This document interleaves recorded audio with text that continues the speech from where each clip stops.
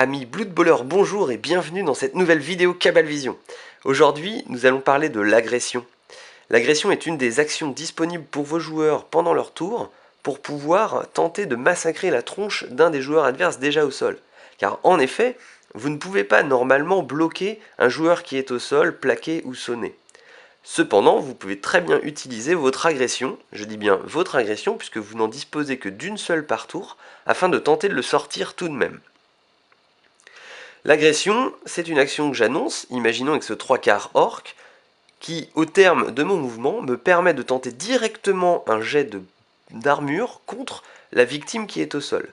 Ce jet d'armure est donc un jet à 2 dés, auquel j'additionne un bonus pour chacun de mes coéquipiers libres de toute zone de tacle adverse et surtout adjacent à la victime.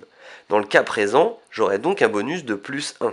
Si je rameutais d'autres orques, je pourrais bien sûr bénéficier d'un bonus plus grand, à savoir par exemple un +3.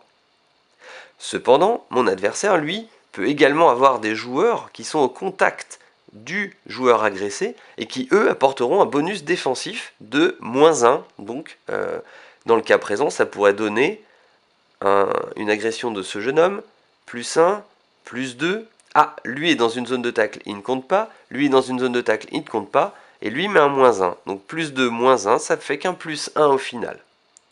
Voilà. Maintenant, agresser un joueur, c'est quelque chose qui n'est pas forcément très licite dans un match de Blood Bowl. Par conséquent, si l'arbitre s'en rend compte, il peut sanctionner le joueur qui agresse.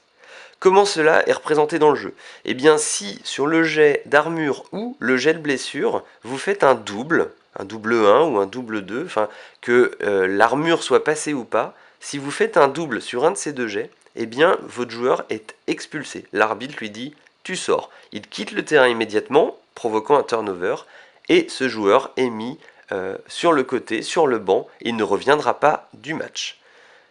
Vous pourrez toutefois utiliser, si vous en avez, un pot de vin pour éviter une sortie définitive. Mais nous reviendrons sur les primes de match et les inducements, on appelle ça en anglais, dans une prochaine vidéo. Voilà, vous savez tout sur l'agression. Je vous invite à en faire minimum une par tour. Et oui, parce que des fois des cartes ou certains effets permettraient d'en faire une deuxième. Mais faites-en un maximum parce que c'est un bon moyen de sortir des joueurs. Profitez-en bien, bon jeu à tous.